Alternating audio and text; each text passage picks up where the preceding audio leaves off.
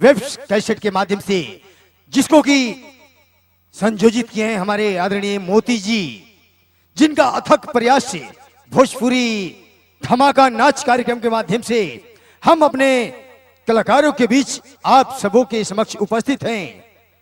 तो आइए हम आवाज देते हैं उस आवाज की धनी, आवाज की जादूगरनी को, जो अपनी आवाज के माध्यम से आप सबों को मंत्रमुग्ध करने वाली हैं। वो कलाकार जो मधुर आवाज की मलिका हैं, प्रियंका रानी जी को हम स्वागत करेंगे जोरदार तालियों से प्रियंका जी का, कि आप आए इस कला मंच पे और अपने तमाम चाहने वालों से अपने मधुर गीतों के माध्यम से, अपनी अंदाज के माध्यम से रूबरू हो।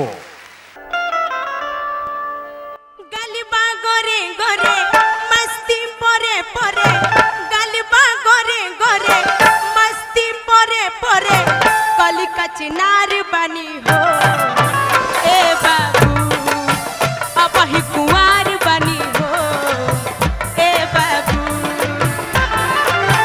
गलबा गोरे गोरे मस्ती पोरे पोरे, गलबा गोरे गोरे मस्ती पोरे पोरे, कली का चिनार बनी हो ए बाबू, अब ही कुंवार बनी हो ए बाबू।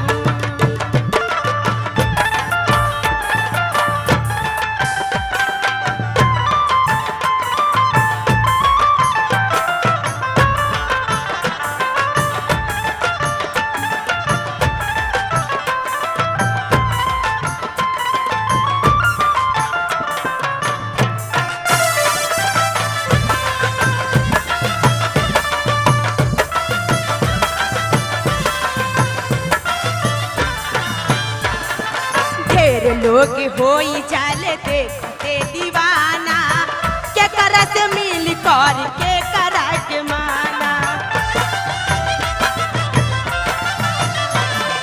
ढेर लोग होई जाले देखते दीवाना, के करा से मिल कर के करा के माना।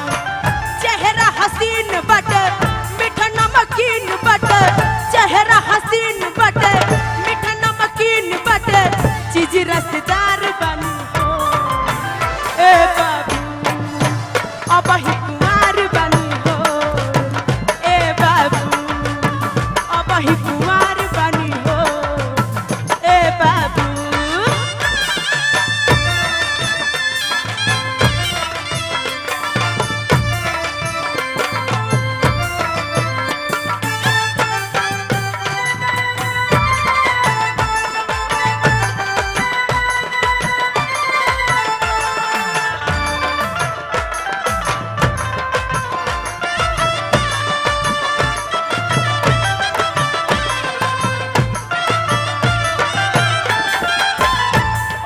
सबका से चली ना जवानिया के भार हो, चलिला बाजार में तो हो ही जाल मार हो।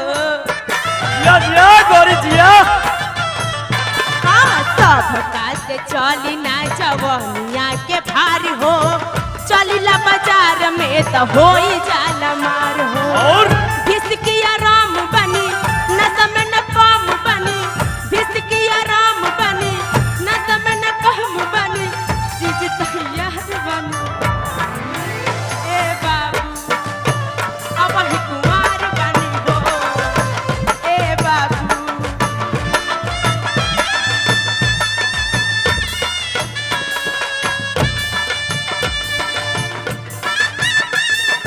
दबाई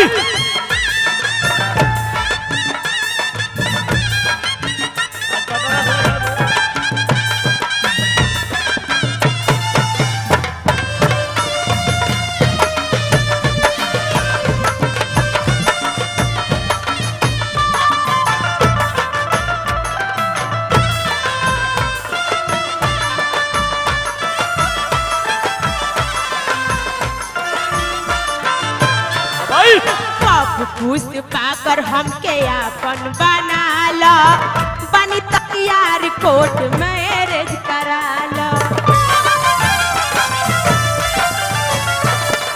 कब खुश पाकर हमके अपन बना लो, बनी तैयार कोर्ट मैरिज रचा लो।